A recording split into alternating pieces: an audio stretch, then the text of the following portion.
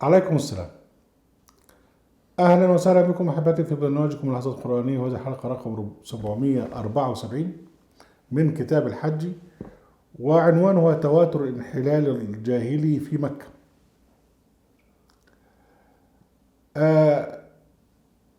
قريش عملت ما يسمى بطواف العري للنساء وللرجال، وأعيد طواف العري بعد هذا في عصر الخلفاء القرشيين الفاسقين للرجال فاز. يعني الراجل بقى لغاية دلوقتي الإحرام عندهم إنه يلبس قطعتين وبدون ملابس داخلية. أنا أتذكر إن أخت مسلمة أمريكية ذهبت بابنها، ده السنة اللي فاتت، وابنها شاب صغير عشان يحج، وطبعا لبسوه بقى اللي هو بتاع غير المخيط والكلام اللي بتاع. فهو الولد طبعا أمريكي يعني ومسلم، فبص لقي ان اللي بيلبسوا الرجاله بيقع، فلا استحاله ان انا اعمل حاجه بالشكل ده. There's something wrong here، في حاجه غلط هنا، ما ينفعش. ازاي انا اامن، ازاي ان انا اكون ماشي ويعني تظهر عورتي؟ لكن ده التشريع اللي عملته قريش ولا يزال موجودا. هو تشريع اصلا كان الغرض منه نشر الانحلال. ده كان قبل الاسلام، قبل نزول القرآن الكريم، ومن بعد كده عاد في صورة لبس الطواف للرجال، وبقى الواحد ماشي ممكن يسقط منه، وطبعا اختلاط الرجال والنساء، وسمعنا شكاوى كتيرة قوي من النساء المسلمات من هذا. وأتذكر أن في واحدة بريطانية أسلمت اقتناعا بالقرآن وتزوجت مسلما وذهب بها إلى الحج، فلما ذهبت إلى هناك تركت الإسلام بسبب البقر اللي هناك. تصرفات لا يمكن أن يقوم بها إنسان متحضر، والإسلام هو دين التحضر. احنا يعني هنركز في هذه الحلقة السريعة عن موضوع الإلحاد الخلقي. أولا، لا يخلو مجتمع من وجود فواحش، لكن المشكلة في حاجتين: حين تنتشر الفواحش، وحين تكتسب الفواحش رداء دينيا، ويقول لك ده ربنا اللي عايز كده. هنا دي المصيبه. وده مثلا اللي الجماعه الصوفيه عملوه حين جعلوا الزنا والشذوذ وسائل تقرب الله جل وعلا، استغفر الله العظيم. لكن الجماعه الخلفاء الفاسقين ومن جاء بعدهم والذين شرعوا لهم اعادوا هذا بصور مختلفه، ويمكن نتعرض لها فيما بعد. لكن كان هذا موجودا قبل الإسلام، قبل يعني نزول القرآن الكريم، وربنا سبحانه وتعالى تعرض له واستنكره في قوله سبحانه وتعالى: وإذا فعلوا فاحشة قالوا وجدنا عليها آباءنا والله أمرنا بها. يعني احنا متعودين على كده، ده يعني زي عبادة الأصنام، يعني وجد هذا ما وجدنا عليه آباء، وبين ربنا اللي قال كده: وإذا فعلوا فاحشة قالوا وجدنا عليها آباءنا والله أمرنا بها. الرد: قل إن الله لا يأمر بالفحشاء،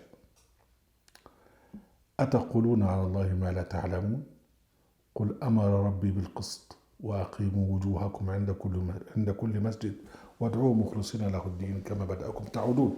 الآية 28-29 من سورة الأعراف. إذن قريش بدأت في أن تجعل الانحلال دينا، وعشان يكون الانحلال ديني يبقى عند المسجد الحرام اللي هو أساس بقى من مكان الدين. يبقى هنا بقى العكس تماما. ربنا سبحانه وتعالى جعل المسجد الحرام وجعل الإحرام فيه ليكون الإنسان في أعلى درجات التقوى، هم يعملوه في أسفل درجات الانحلال. ويعزز هذا بقى أن المرأة في العصر يعني في الثقافة العربية هي سلعة، والقافلة كانت تغير بعضها على بعض وتسلب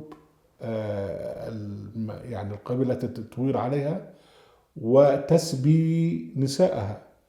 وشيء عادي جدا ان المرأة هي تبع لمن يحميها ولمن يقتنيها ولمن يغنمها ويسبيها. وصحابة كتير قوي كانت، او عرب كتير قوي كانت امهم يعني وقعت في السبي مرة او اتنين الى اخره. ومفروض طبعا القصة بتاعت عنتر بن ابي شداد بتحكي هذا. وفي كتاب تاريخ المسعودي حديث بين عمر بن الخطاب وبين وبين عمرو بن ابن يكرب، وبيفتخر بيه بقى ان هو في الجاهليه سبى كثيرا من النساء.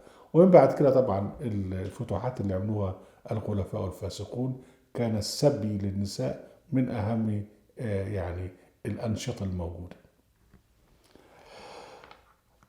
بالاضافه لهذا كانت قريش بتعرف اصحاب الرايات الحمر اللي هم النساء المحترفات للزنا، وكان بيشتهر هذا في موسم الحج. يعني مش بس بقى طواف العري، لا ده كان في نساء لهم خيام وخيام على اعلام حمراء، والناس بتروح بقى وتمارس المتعة طبعا يعني والله أمرنا بها. وبعد الصحابة كان نتيجة لهذا يعني الأستاذ عمرو بن العاص أمه اسمها النابغة، وهذه النابغة كان يأتيها رجال وينامون معها. ولما ولدت عمرو بن العاص تنازعه مجموعة من الناس، كل واحد يقول ده ابني، فهي اختارت العاص بن سهم اللي هو قالت ده هو ابن، وسمته عمرو، أصبح عمرو بن العاص. ومعروف طبعا احنا ذكرنا في كتابنا وعظ السلاطين ان زياد بن أبي ده واحد كان مجهول الأب، ومعاوية لكي يجتذبه وقد كان من قواد علي، وبعد علي كان ماسك فارس ومعاه الأموال والجنود، فاجتذبه معاوية إلى صفه. والصفقة أنه يعني يمنحه أنه ابن أبي سفيان، يعني يبقى أخوه. وقال لك بقى أن أبو سفيان وهو كذا راح قابل الست أم زياد ده ونمعها وأنجب منها زياد بن أبيه، وأصبح اسمه زياد بن أبي سفيان.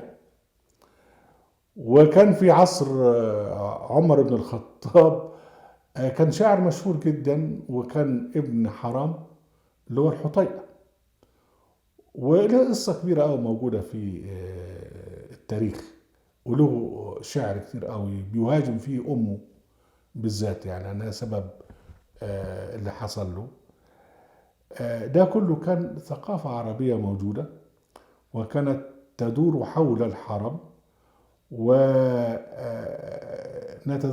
أنه كما جاء في الطبقات الكبرى لابن سعد من ضمن المحاسن الكبيرة التي ذكرت لعمر بن الخطاب أنه عمل ديوان اسمه ديوان اللقطاء.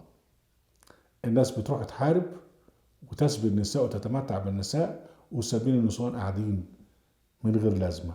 فكان بعض الشباب بقى يكون قاعد ويتسلط على هؤلاء النساء، ويعني يكثر الحمل سفاحا ويلقى بالأطفال هنا وهناك. فعمر بن الخطاب عمل ديوان اسمه ديوان اللقطاء لكي يرعى هؤلاء الأطفال.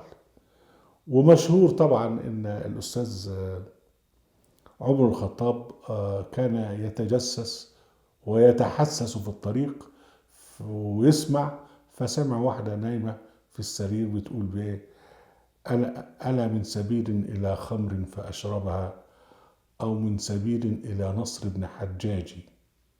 الولية قاعدة وتعبانة قوي وبتقول ما فيش فيه خمر يا ولاد، طب ما فيش حد الواد نصر بن حجاج.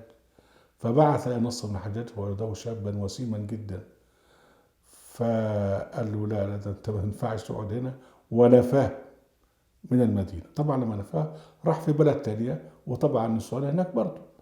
وحدث نفس الحكاية على حسب ما يذكر التاريخ، واحد اسمه أبو ذئب، وكان شاب بقى بيتجول يعني بيسهر عند دي وعند دي من النساء، يعني اللاتي فارقهن أزواجهن وذهبوا الفتوحات.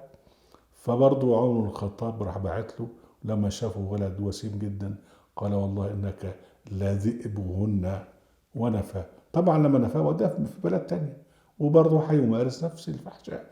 فده كانت يعني أنا عايز أقوله إنها كانت ثقافة موجودة زي ما قالوا كده، قال وجدنا عليها آباءنا والله أمرنا بها. ويمكن هنعرض فيما بعد بقى إلى أن الطواف كان وسيلة للتحرش بالنساء، مش هنقول أكتر من كده. أهلا وسهلا بكم أحبتي وبرنامجكم الهزة القرآنية في قناة أهل القرآن وفي موقع أهل القرآن. لا تنسوا المشاركة بالشير واللايك، وعليكم السلام.